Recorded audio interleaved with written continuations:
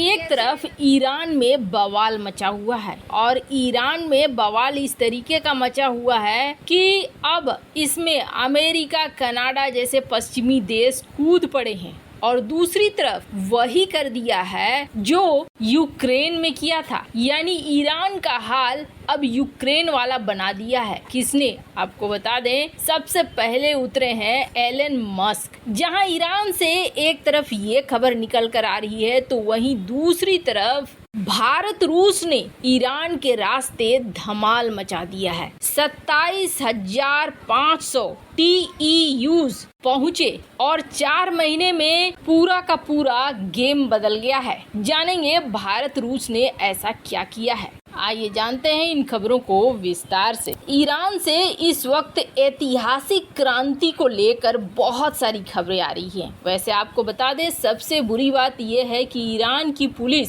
अब दिन ब दिन क्रूर होती जा रही है और ईरान के जो राष्ट्राध्यक्ष हैं वो इस तरह के आदेश निकाल रहे हैं जिससे सीधे सीधे दिख रहा है कि वहाँ लोगों के मरने की संख्या बढ़ रही है। खास तौर पर प्रदर्शनकारियों को बहुत ही क्रूर ढंग से निशाने पर लिया जा रहा है। स्क्रीन पर आप देख सकते हैं द गार्जियन की खबर, जिसमें 10वें दिन भी मरने वाले की संख्या बढ़ती जा रही है। लेकिन आपको बता दें, ये क्रांति रुक नहीं रही है। जितना ये लोग चाह रहे हैं इसे दबाना, ये चीजें उतना ही ज्यादा बढ़ती जा रही है। ईरान का प्रोटेस्ट अब इस तरीके से बढ़ गया है कि इसे कई जगहों से समर्थन मिलने लगा है, जैसे कि अमेरिका ने तो सबसे पहले ईरान के मोरालिटी पुलिस पर ही प्रतिबंध लगा दिया है। आपको बता दें, ईरान में ये एक खास तरह की पुलिस की डिवीजन है जिसका काम है ये देखना कि औरतें सही से बुर्का पहन रही हैं या नहीं पहन रही हैं, हिजाब पहन रही हैं या नहीं पहन रही हैं। और इसी पुलिस ने महसा अमीनी को पकड़ा था, जो 22 साल की लड़की थी, जिसे बाद में गिरफ्तारी के दौरान कथित तौर पर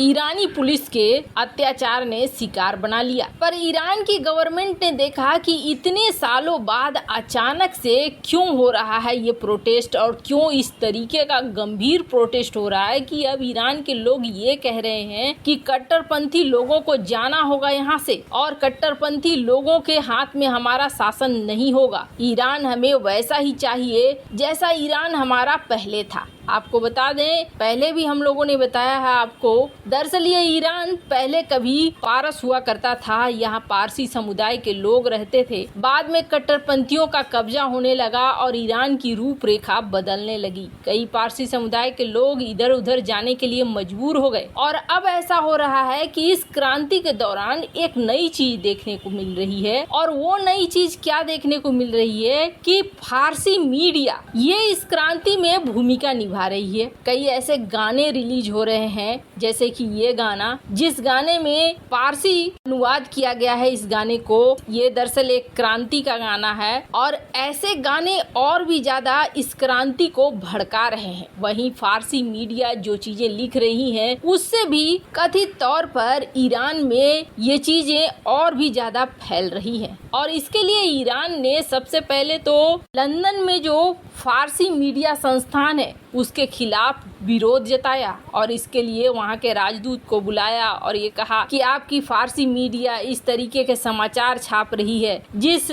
समाचार की वजह से यहाँ पर प्रदर्शन और भड़क रहे हैं। वैसे आपको बता दें, नॉर्वे के राजदूत को भी बुलाया कि आपकी फारसी मीडिया भी इस तरीके से कर रही है जिस तरीके से हमारा यहाँ प्रदर्शन और भी ज्यादा भड़क रहा है। जब इन्होंने देखा कि इंटरनेट सबसे बड़ा कारण बन रहा है, इन्होंने सबसे पहले इंटरनेट को ही बंद कर दिया। और इंटरनेट को बंद करने के पीछे इनका राय ये था कि ये लोग देख रहे हैं कि बाहरी दुनिया कैसे रहती है, फ्री होकर रहते हैं ये लोग। ये देखकर हमारे यहाँ लोग और ज्यादा भड़क रहे हैं कि हम ही क्यों दबे कुचले रहें। पर आखिरकार यहाँ अमेरिका एक बार फिर कूद आया है और अमेरिका न कहें, एलन मस्क कहें तो वो बेहतर होगा। जिस तरीके से यूक्रेन में सबसे पहले रूस ने निशाना बनाया था इंटरनेट सेवा केंद्रों को, ताकि यूक्रेन में इंटरनेट चले ही ना। लेकिन वहाँ पर स्टारलिंक ने अपने डिवाइस भेजने शुरू कर दिए थे और इस डिवाइस के आधार पर वहाँ पर इंटरनेट छोटे छोटे क्षेत्रों में बहुत आराम से चलने लगा था। अब एलन मस्क ने वही काम किया है ईरान में, और ईरान में एलन मस्क ने स्टारलिंक के जरिए अब इंटरनेट पहुंचाने का काम शुरू कर दिया है। वैसे आपको बता दें, अमेरिका के विदेश मंत्री एंथनी ब्लिंकन ने भी ट्वीट करके इस बात को कहा था कि ईरान को वो इंटरनेट देंगे और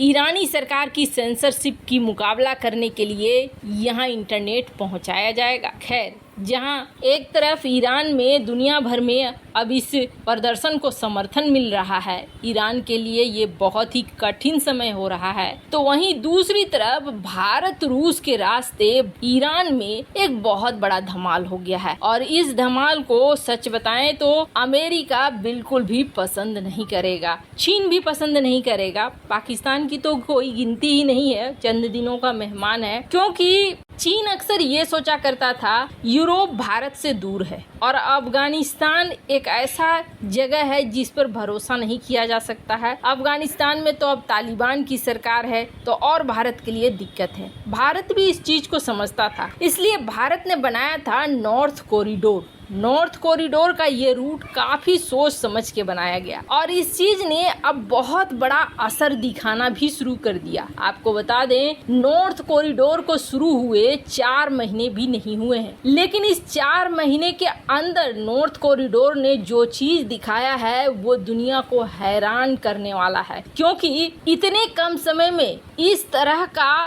रिकॉर्ड ब्रेक नहीं हो सकता था, लेकिन ये ब्रेक हुआ। अब कैसे, तो आपको बता दें, जैसे ही नॉर्थ कॉरिडोर एक्टिवेट हुआ, इस नॉर्थ कॉरिडोर से जो कंटेनर शिप हुए हैं मात्र 4 महीने के अंदर, ये कंटेनर है 27,500, जिसमें बहुत तरह की चीजें हैं। और सबसे बड़ी बात ये है, ये जो रूट पहले बनाया गया था, इस रूट को यूएई से जोड़ा गया था, रूस से जोड़ा गया था, और ये 2 देश, बाकी भारत इधर नीचे में भारत से जुड़ा हुआ था। लेकिन अब ये रूट 2 नहीं बल्कि 14 और रूटों से जुड़ चुका है और यूरोप में सबसे बड़ा एक्सेस मिल गया है भारत को। ये जो रूट देखेंगे आप, यहाँ होता ये है कि जमीन और समुद्री रास्ते दोनों का मिलन है। जहाँ पे भूमध्य सागर पड़ता है वहाँ पे ये समुद्री रास्ते का इस्तेमाल करते हैं, और जहाँ पर जमीन है वहाँ पर ये ट्रांसपोर्ट का इस्तेमाल करते हैं।